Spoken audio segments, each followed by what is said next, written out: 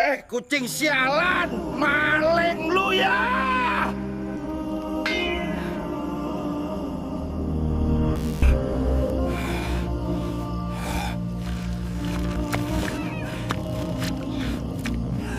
Assalamualaikum sahabat hikmah kolbu yang dirahmati Allah. Bayangkan, di sebuah subuh yang dingin dan sepi, seorang kakek renta mengayuh sepeda tua di jalan desa yang becek. Tubuhnya gemetar menahan lelah, sementara di belakangnya seekor kucing abu pucat berjalan tertatih, setia tanpa suara. Bayangkan pula, di sebuah malam yang sunyi, kucing kecil itu menghilang, meninggalkan rumah bambu yang hampir roboh dan menyisakan dada seorang kakek yang runtuh pelan-pelan. Tak ada jerit, tak ada saksi, hanya sunyi yang menelan sebuah amanah. Sementara di sudut desa lain, kesombongan tumbuh subur dan satu keputusan kejam diambil tanpa rasa takut. Sejak malam itu, sesuatu bergerak perlahan, menunggu waktunya tiba, tanpa suara, tanpa tanda. Namun sebelumnya, bagi yang beragama Islam, saya sarankan untuk menuliskan sholawat Nabi Muhammad agar kelak sholawat ini menjadi saksi untuk mendapat syafaat di akhirat. Bagi yang like dan subscribe ke channel ini, kami doakan semoga dimudahkan segala urusannya, dilapangkan rezekinya, disehatkan badannya, dan dikabulkan segala hajat dunia akhirat oleh Allah Subhanahu wa Ta'ala. Amin ya Robbal Alamin.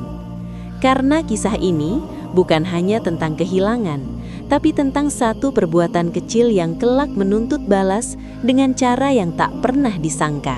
Subuh selalu datang lebih dulu ke rumah bambu itu. Angin dingin menyelinap lewat celah dinding, membuat anyaman bambu berderit pelan. Di dalam rumah yang hampir roboh itu, seorang kakek bangun sebelum ayam berkokok. Ia menyalakan lampu minyak kecil, lalu duduk sebentar di tepi dipan kayu. Menarik napas panjang, seolah menyiapkan diri untuk hari yang tak pernah mudah. Di sudut rumah, sepeda tuanya bersandar miring. Catnya mengelupas, rantainya sering macet, tapi sepeda itu satu-satunya jalan hidup yang ia punya. Kakek itu merapikan ikatan keranjang sayur di belakang, memastikan daun singkong dan kangkung tak terjatuh di jalan. Setelah itu, ia mengambil piring kecil berisi nasi dingin sisa semalam. Seekor kucing betina berbulu abu pucat mendekat pelan. Tubuhnya kurus, bulunya kusam, tapi matanya jernih. Kucing itu tak mengeong keras. Ia hanya duduk, menunggu, seolah paham bahwa pagi selalu dimulai dengan sabar. Kakek itu memecah nasi menjadi dua bagian sama rata. Satu diletakkan di piringnya sendiri, satu lagi di kaleng kecil bekas susu. Ia mengelus kepala kucing itu dengan tangan yang mulai gemetar dimakan usia. "Makan pelan-pelan," gumamnya. Lalu dengan suara lirih yang hampir tak terdengar, ia berbisik, "Allah pasti tahu, kita nggak pernah serakah." Setelah sholat subuh, kakek itu menuntun sepedanya keluar rumah. Jalan desa masih gelap, hanya diterangi lampu rumah yang jarang. Tanah becek bekas hujan semalam membuat roda sepeda sering selip. Di belakangnya, kucing abu itu berjalan setia. Tak pernah mendahului, tak pernah tertinggal. Jika kakek berhenti mengatur keranjang, kucing itu ikut berhenti. Jika sepeda kembali berjalan, ia kembali melangkah. Warga desa sudah hafal pemandangan itu. Seorang kakek kurus mengayuh sepeda tua, diikuti kucing abu pucat yang selalu ada di belakang. Sebagian hanya melirik, sebagian lagi tersenyum tipis. Tak banyak yang tahu, kucing itu adalah satu-satunya makhluk hidup yang selalu menunggunya pulang. Hari itu, dagangan tak habis. Beberapa ikat sayur layu sebelum laku. Matahari naik, panas menyengat, dan kaki kakek mulai gemetar saat menuntun sepeda pulang. Di depan rumah bambu, ia duduk lama. Bukan karena lelah semata, tapi karena menghitung uang receh di kelapak tangannya. Kucing abu itu mendekat, menggesekkan tubuhnya ke kaki kakek. Tak meminta, tak mengeong, hanya hadir. Malam turun pelan. Lampu minyak kembali dinyalakan. Di atas meja kayu hanya ada sepiring nasi tipis dan air putih. Kakek itu membagi lagi seperti biasa.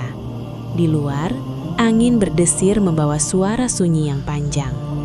Tak ada yang tahu, malam itu menjadi awal dari sesuatu yang tak pernah terbayangkan oleh siapapun di desa kecil itu. Pagi itu tidak dimulai seperti biasanya. Kakek itu terbangun dengan kepala berat dan dada terasa ditekan sesuatu yang tak terlihat. Keringat dingin membasahi pelipisnya, meski udara subuh masih menusuk tulang. Ia mencoba bangkit dari dipan kayu, namun lututnya bergetar dan tubuhnya kembali jatuh terduduk. Lampu minyak masih menyala redup. Bayangannya di dinding bambu terlihat makin bongkok. Kakek itu memejamkan mata sejenak, mencoba menenangkan nafas. Di sudut ruangan, sepeda tua masih bersandar. Keranjang sayur kosong. Tak ada tenaga untuk mengisinya hari ini. Kucing abu itu mendekat pelan. Langkahnya nyaris tak bersuara. Ia duduk di dekat kaki kakek, menatap wajah renta itu dengan mata jernih yang seolah memahami. Tak ada bunyi keras dari mulutnya, hanya satu dengusan halus, seperti nafas yang ditahan. "Mbah gak kuat hari ini," gumam kakek itu. Suaranya serak, nyaris tenggelam oleh sunyi. Ia meraih dinding bambu, berusaha berdiri, tapi dunia berputar sebentar sebelum kembali diam. Akhirnya ia menyerah, duduk bersandar, memandang dapur kecil yang kosong. Siang datang tanpa kehadiran matahari di matanya. Perutnya perih, tapi ia hanya meneguk air putih.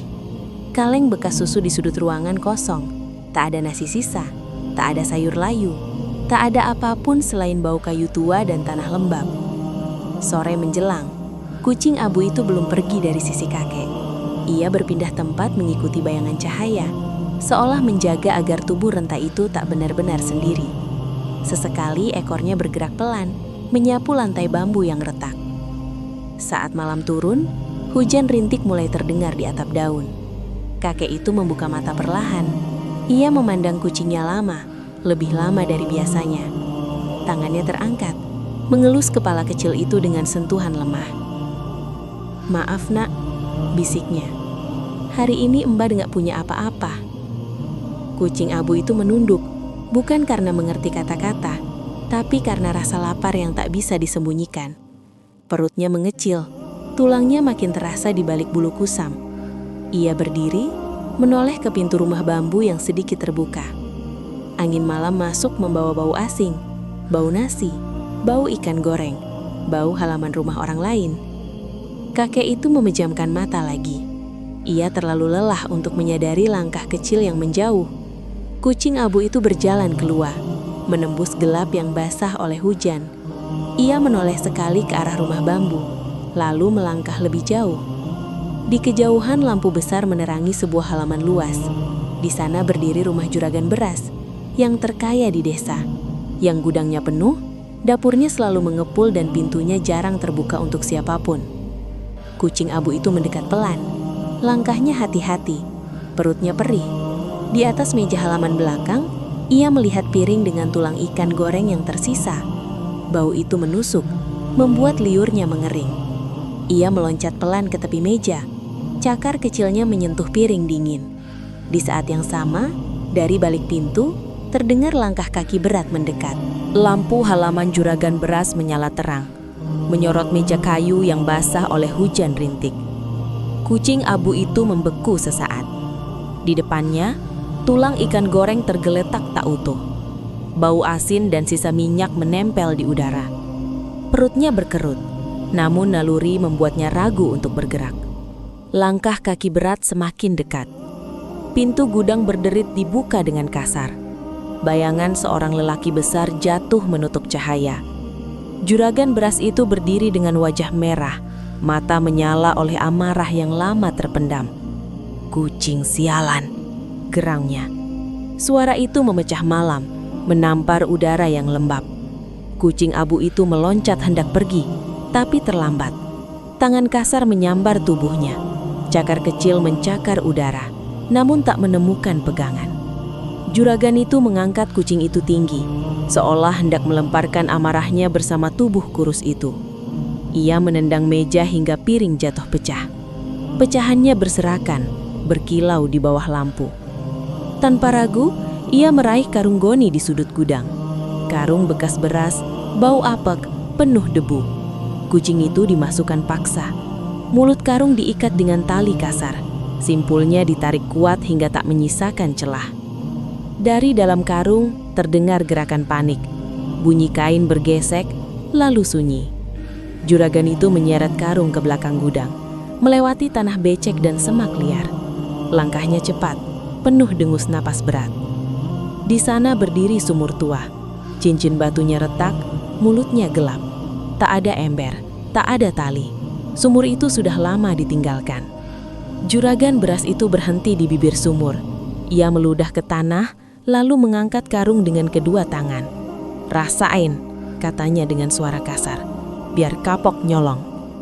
Tanpa ragu, karung itu dilempar. Suara jatuhnya hilang ditelan kedalaman. Malam kembali sunyi, seolah tak pernah terjadi apa-apa. Juragan itu berdiri sebentar, napasnya memburu. Ia menutup sumur dengan papan tua seadanya, lalu berjalan pergi tanpa menoleh lagi. Hujan rintik kembali terdengar, menimpa tanah dan daun. Di rumah bambu itu, kakek itu terbangun dengan napas tersengal. Dadanya terasa sempit. Ia duduk, memegang dada, lalu memanggil pelan. "Nak." Tak ada jawaban, hanya bunyi hujan di atap daun dan derit bambu yang tertiup angin. Kakek itu bangkit tertatih, membuka pintu. Gelap menyambutnya. Ia memanggil lagi, lebih keras. Tak ada langkah kecil yang datang. Tak ada ekor yang menyapu lantai. Hanya sunyi yang panjang dan dingin. Kakek itu berdiri lama di ambang pintu. Entah kenapa, hatinya terasa kosong seperti sesuatu baru saja direnggut. Ia menutup pintu perlahan, kembali duduk di lantai, memeluk lututnya sendiri. Malam itu, di desa kecil itu, ada amanah yang dikubur jauh di dalam gelap. Pagi datang tanpa suara langkah kecil di belakang sepeda. Kakek itu terbangun dengan mata sembab dan tubuh yang masih lemah. Ia duduk lama di dipan kayu, menunggu kebiasaan yang tak pernah absen. Biasanya, di detik-detik itu, ada bulu abu pucat yang menyentuh kakinya. Kali ini, lantai tetap dingin dan kosong. Ia memanggil pelan. Sekali, dua kali. Suaranya bergetar, tenggelam oleh sunyi. Tak ada jawaban, tak ada dengusan halus, tak ada ekor yang menyapu debu. Kakek itu bangkit tertatih. Pintu rumah bambu dibuka lebar. Angin pagi membawa bau tanah basah dan asap dapur warga. Ia menatap jalan desa, berharap melihat bayangan kecil berjalan tertinggal. Yang ia temukan hanya bekas roda sepeda orang lain dan jejak kaki yang tak ia kenal. Ia mencari, menyusuri jalan tanah, memanggil nama yang biasa ia bisikkan saat subuh, melewati rumah tetangga, kebun singkong, dan pinggir sawah. Setiap langkah membuat dadanya makin sesak. Tak ada yang melihat, tak ada yang tahu. Siang bergeser pelan, matahari naik, membakar kulit renta itu. Kakek itu berhenti di bawah pohon, kehabisan suara. Ia duduk di tanah, memandang kosong ke arah desa. Orang-orang lalu lalang, tapi tak ada yang menghentikan langkah. Sore turun membawa lelah yang berbeda. Kakek itu kembali ke rumah bambu dengan tangan kosong. Sepeda tua tetap bersandar, keranjang sayur tetap kosong. Kaleng bekas susu tergeletak di sudut, dingin dan berdebu. Malam datang perlahan. Lampu minyak dinyalakan. Cahaya kuningnya membuat bayangan di dinding bambu menari pelan. Kakek itu duduk di lantai, memeluk kaleng kosong itu erat-erat. Air matanya jatuh tanpa suara. Malam itu, ia sholat lebih lama. Sujudnya berat, bahunya bergetar. Bukan karena marah, bukan karena ingin membalas. Doanya keluar lirih, patah-patah oleh tangis. "Ya Allah," bisiknya, "jika Engkau ambil titipanmu, jangan biarkan aku menyimpan dendam." Ia menempelkan keningnya lebih lama ke lantai.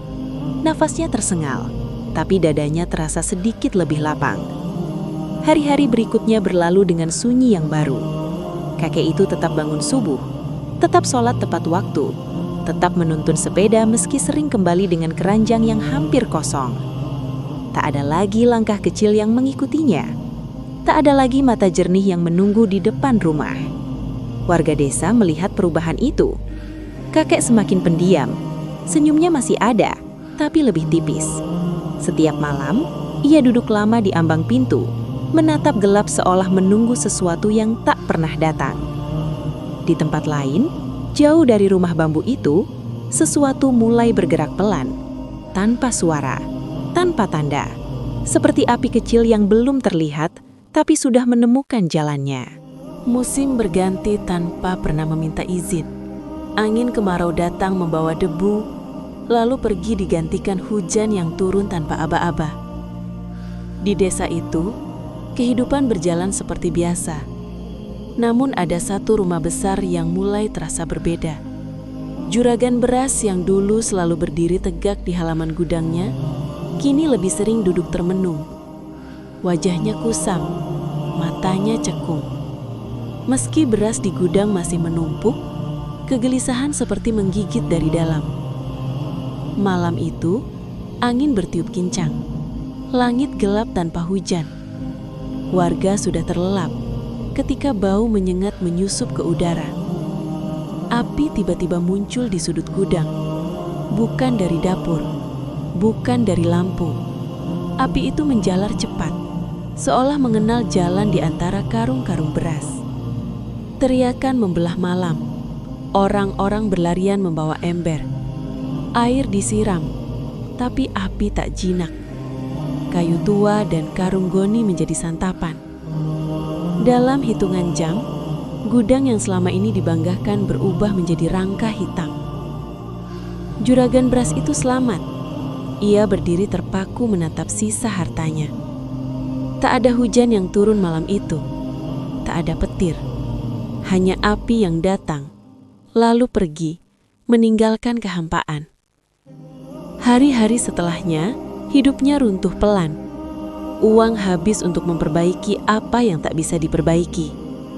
Usaha berhenti. Orang-orang yang dulu menunduk kini hanya lewat tanpa menegur. Yang lebih aneh, tubuhnya mulai berubah. Kulitnya gatal, ruam muncul, menyebar, mengelupas. Ia menggaruk sampai perih, tapi rasa itu tak hilang. Obat mahal dibeli. Tabib didatangi, tak ada yang benar-benar menyembuhkan. Malam-malamnya menjadi panjang, tidurnya gelisah, keringat dingin membasahi punggungnya, meski udara dingin. Ia sering terbangun dengan dada berdebar, seolah ada mata yang menatap dari gelap. Sementara itu, di sisi lain desa, hidup kakek penjual sayur berubah perlahan. Suatu siang, saat ia duduk di depan rumah bambu, seorang musafir berhenti. Pakaiannya bersih, wajahnya teduh. Ia menatap kakek itu lama, lalu tersenyum. "Bah masih ingat saya," katanya pelan. Kakek itu mengangguk ragu. Ingatan lama muncul. Seorang lelaki kehujanan yang dulu ia beri air minum dan tumpangan berteduh. Musafir itu kembali bukan dengan tangan kosong. Ia membelikan kakek rumah kecil yang layak. Bukan besar, tapi kokoh. Ia memberi modal usaha, tanpa janji dan tanpa syarat. Desa terdiam melihat perubahan itu. Tak ada pesta, tak ada pengumuman. Hanya kehidupan yang bergerak ke arah yang tak disangka siapapun. Dan di balik reruntuhan gudang yang hitam itu, juragan beras itu mulai menyadari satu hal. Sesuatu telah meninggalkannya. Bukan hanya harta, tapi ketenangan yang tak pernah ia hargai. Sore itu, langit desa berwarna kelabu pucat. Angin berhembus pelan, membawa bau tanah basah yang tak biasa. Anak-anak bermain di dekat gudang tua bekas juragan beras, tempat yang kini jarang didatangi orang dewasa. Pagar bambi miring, papan kayu menghitam, dan rerumputan liar tumbuh tak beraturan. Salah satu anak berhenti di tepi sumur yang telah ditutup papan tebal. Ia menempelkan telinga, lalu mundur dengan wajah meringis. Baunya aneh, katanya pada teman-temannya. Bau busuk itu tak menyengat sekali, tapi menetap. Hari demi hari, bau itu tak juga hilang. Warga akhirnya sepakat menutup sumur itu permanen. Tak ada yang mau mengingat kembali apa yang pernah dilemparkan ke dalamnya. Tanah ditimbun, papan dipaku, dan cerita berhenti di sana. Setidaknya bagi mereka. Tidak bagi juragan beras. Sejak malam sumur ditutup, tidurnya tak pernah utuh. Setiap ia memejamkan mata, gelap datang lebih cepat. Dari kegelapan itu ada suara gesek kain goni, lalu langkah kecil yang tak terlihat. Dalam mimpinya, tanah terbuka. Tangan dingin mencengkram pergelangan kakinya. Ia terseret ke bawah, ke ruang sempit yang basah dan gelap.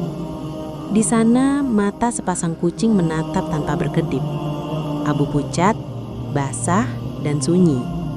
Ia berteriak, tapi suaranya hilang. Dari kegelapan terdengar bisikan lirih. Tenang, tak marah. Kau mengubur amanah, kata suara itu. Bukan sekadar seekor kucing. Juragan beras terbangun dengan jerit tertahan. Keringatnya mengalir deras. Dadanya sesak, kulitnya perih. Ruam semakin menyebar. Malam itu ia duduk lama di lantai, memeluk lututnya sendiri. Di rumah kecil yang baru, kakek penjual sayur duduk di beranda. Rumah itu sederhana, tapi hangat. Lampu menyala terang, lantai bersih, dan udara terasa lapang. Ia memandang langit sore, lalu menunduk sebentar. Di sudut beranda, kaleng bekas susu masih ia simpan. Kosong, tapi bersih. Tangannya menyentuh bibir kaleng itu pelan, seperti menyapa kenangan yang tak bersuara. Tak ada tangis, tak ada amarah. Ia berdiri untuk sholat maghrib. Gerakannya pelan, tertib dan tenang. Dalam sujudnya, nafasnya mengalir rata. Tak ada permintaan dunia, tak ada keluhan. Malam turun perlahan. Desa kembali sunyi. Di satu sisi, seorang kakek tidur dengan hati yang lapang. Di sisi lain, seorang juragan terjaga dalam gelap yang tak berujung. Tak ada kilat, tak ada suara gemuruh. Hanya waktu yang berjalan pasti. Dan di desa kecil itu, orang-orang mulai paham tanpa perlu dijelaskan bahwa azab tidak selalu datang seketika. Ia berjalan pelan, menunggu saat yang tepat, dan akan tiba tanpa salah alamat, terutama bagi mereka yang menindas makhluk lemah tanpa rasa takut kepada Allah. Dari kisah ini, kita belajar bahwa hidup bukan tentang seberapa besar kuasa yang kita miliki, tapi seberapa lembut hati kita menjaga amanah. Kebaikan yang dilakukan diam-diam, meski kecil dan tak terlihat manusia, tidak pernah luput dari perhatian Allah. Sebaliknya, kezoliman yang disembunyikan sekecil apapun akan menemukan jalannya sendiri untuk kembali. Allah berfirman dalam Al-Quran, surah Az-Zalzalah ayat 1-8. Iza zulzilatil ardu zilzalaha, wa akhrajatil ardu athqalaha, wa qalal insanu malaha, yawma idzin tuhaddithu akhbaraha, bi anna rabbaka awhalaha, yawma idzin yashdurun nasu ashtatan liyuraw a'malahum, faman ya'mal mithqala dzarratin khairan yarah, wa man ya'mal mithqala dzarratin syarran yarah. Artinya, apabila bumi diguncangkan dengan guncangan yang dahsyat dan bumi telah mengeluarkan beban-bebannya, dan manusia bertanya, apa yang terjadi pada bumi ini? Pada hari itu bumi menceritakan beritanya, karena sesungguhnya Tuhanmu telah memerintahkan yang demikian itu. Pada hari itu manusia keluar dari kuburnya dalam keadaan berkelompok, untuk diperlihatkan kepada mereka balasan semua perbuatannya. Barang siapa mengerjakan kebaikan seberat zarah pun, niscaya dia akan melihat balasannya. Dan barang siapa mengerjakan kejahatan seberat zarah pun, niscaya dia akan melihat balasannya. Cerita ini bersifat fiktif dan dibuat semata-mata sebagai pelajaran hidup, agar hati kita lebih peka dan takut berbuat zolim kepada makhluk apapun. Terima kasih sudah menyimak hingga akhir. Jangan lupa subscribe dan aktifkan lonceng notifikasi agar tidak tertinggal kisah hikmah berikutnya. Wassalamualaikum warahmatullahi wabarakatuh.